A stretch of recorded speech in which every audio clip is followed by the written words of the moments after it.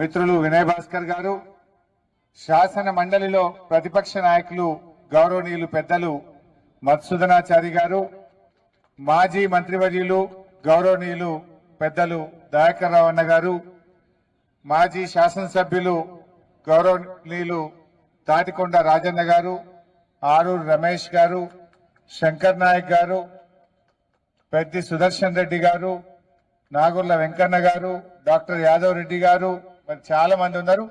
గౌరవ కార్పొరేటర్లు, కాజీపేట బీఆర్ఎస్ నాయకులకు, భూ నిర్వాసితులకు, ఆటో డ్రైవర్లకు, స్థానిక టాక్సీ డ్రైవర్లకు, ముఖ్యంగా మా ఉద్యోగాలు మాకు కావాలని ఇక్కడికి వచ్చేసినటువంటి మా వరంగల్, కాజీపేట అన్నాదమ్ముళ్ళు, అక్క చెల్లెళ్ళు, మీడియా మిత్రులు అందరికీ పేరు పేరున నమస్కారం తెలియజేస్తా ఉన్నా.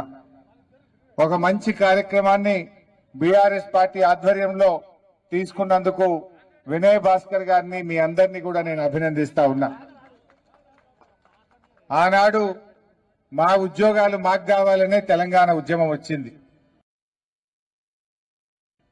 కేసీఆర్ గారు రాష్ట్రాన్ని సాధించడమే కాదు, స్థానికులకు 95% ఉద్యోగాల్లో వాటా కల్పించిండు ఆ రోజు కేసీఆర్ గారు. కేసీఆర్ గారు రాష్ట్రపతి ఉత్తర్వులను సవరించి అన్ని రాష్ట్ర ప్రభుత్వ ఉద్యోగాల్లో ఏ జిల్లా ఉద్యోగాలు ఆ జిల్లా బిడ్డలకే 95% దక్కే విధంగా రాష్ట్రపతి ఉత్తర్వులను సాధించింది నాడు బీఆర్ఎస్ ప్రభుత్వం. మరి మన రైల్వే కోచ్ ఫ్యాక్టరీ, ఈ కోచ్ ఫ్యాక్టరీ పోరాటం ఈనాటిది కాదు, 50 ఏండ్ల పోరాటం, 50 ఏండ్ల ఉద్యమం. ఇలా ఈ కోచ్ ఫ్యాక్టరీ తెలంగాణ రాష్ట్రం రావడం వల్ల ఈరోజు ఈ కోచ్ ఫ్యాక్టరీ మనకు వచ్చింది.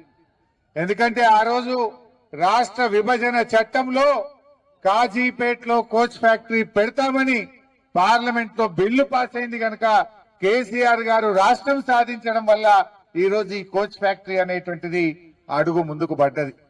ముఖ్యంగా ఈ కోచ్ ఫ్యాక్టరీ మనం ఎందుకు పోరాటం చేసినాం?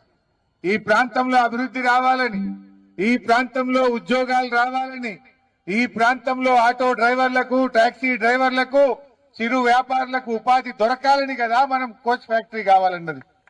50 ఏళ్ల తర్వాత ఇవాళ కోచ్ ఫ్యాక్టరీ వస్తే ఇవాళ స్థానికులకు ఉద్యోగాలు లేవని ఈ బీజేపీ ప్రభుత్వం మనకు అన్యాయం చేస్తా ఉంది. నిజానికి కోచ్ ఫ్యాక్టరీకి ఆ రోజు 150 ఎకరాల భూమిని సేకరించి ఇచ్చింది కూడా బీఆర్ఎస్ ప్రభుత్వమే. ఆ 150 ఎకరాలు దేవాదాయ శాఖ భూములుంటే హైకోర్టు పర్మిషన్ తీసుకొని దేవాదాయ శాఖకు డబ్బులు చెల్లించి ఈ కోచ్ ఫ్యాక్టరీకి భూములు ఇచ్చింది బీఆర్ఎస్ ప్రభుత్వం. భూములు ఇవ్వడమే కాదు, సత్వరమే ఇది ప్రారంభించాలని ఒత్తిడి తెచ్చాం. అప్పటి కేంద్ర రైల్వే శాఖ మంత్రులను కలిశాం. బీఆర్ఎస్ ఎంపీలు పార్టీలో ఆ పార్లమెంట్ లో లేవనెత్తడం జరిగింది. కోచ్ ఫ్యాక్టరీలు ఆ రోజు అడిగితే ఏమన్నారు? వయబిలిటీ లేదు, కోచ్ ఫ్యాక్టరీలు అవసరమే లేదు అని పార్లమెంట్ లో సమాధానం చెప్పారు. కానీ లాతూర్ లో కోచ్ ఫ్యాక్టరీ శాంక్షన్ చేశారు, అస్సాంలో కోచ్ ఫ్యాక్టరీ శాంక్షన్ చేశారు. తెలంగాణకు మొండి చేయి చూపింది బీజేపీ ప్రభుత్వం. ఆనాడు బీఆర్ఎస్ ఒత్తిడితో కోచ్ ఫ్యాక్టరీ కాదు, మేము వ్యాగన్ ఫ్యాక్టరీ పెడతాము అన్నారు. చెప్పింది కోచ్ ఫ్యాక్టరీ, కానీ పెడతామన్నది వ్యాగన్ ఫ్యాక్టరీ. ఇవాళటి వరకు అది వ్యాగన్ ఫ్యాక్టరీయా కోచ్ ఫ్యాక్టరీయా స్పష్టంగా గెజిట్ నోటిఫికేషన్ రాలే, ఈ రోజుకు క్లారిటీ రాలే. కానీ మరి లాతూర్ లో మహారాష్ట్రలో వ్యాగన్ ఫ్యాక్టరీ పెట్టి అక్కడ స్థానికులకు 70% రిజర్వేషన్ కల్పించారు. లాతూర్ లో 70% రిజర్వేషన్ ఇచ్చినప్పుడు మా కాజీపేట యువతి యువకులకు ఎందుకు ఇవ్వరు? మా భూములు కోల్పోయిన రైతులకు ఎందుకు ఇవ్వరు అని ఈ రోజు బీఆర్ఎస్ పార్టీ ప్రశ్నిస్తా ఉంది. లాతూర్ లో మహారాష్ట్రలో చట్టం ఉన్నప్పుడు మా తెలంగాణలో మా కాజీపేటలో ఆ చట్టం ఎందుకు వర్తించదు అని మేము అడుగుతా ఉన్నాం.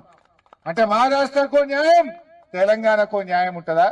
8 మంది ఎంపీలను గెలిపించి 2 కేంద్ర మంత్రులను పెడితే మీరు చేసేది ఇదేనా అని మేము అడుగుతా ఉన్నాం. మీరు ప్రారంభోత్సవానికి వస్తాం, కేంద్ర మంత్రులు వస్తామంటున్నారు. బిడ్డ మాకు 70% స్థానికులకు అవకాశం ఇవ్వకుండా ఇనాగ్రేషన్ కి వస్తే బీజేపీ మంత్రులను నిలదీస్తామని హెచ్చరిస్తా ఉన్నాం. అడ్డుకుంటామని హెచ్చరిస్తా ఉన్నాం.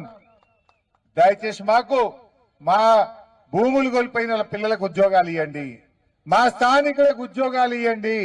లేకపోతే మీరు వస్తే మాత్రం బీఆర్ఎస్ మిమ్మల్ని ఎక్కడికక్కడ అడ్డుకుంటదని కూడా హెచ్చరిస్తా ఉన్నాం.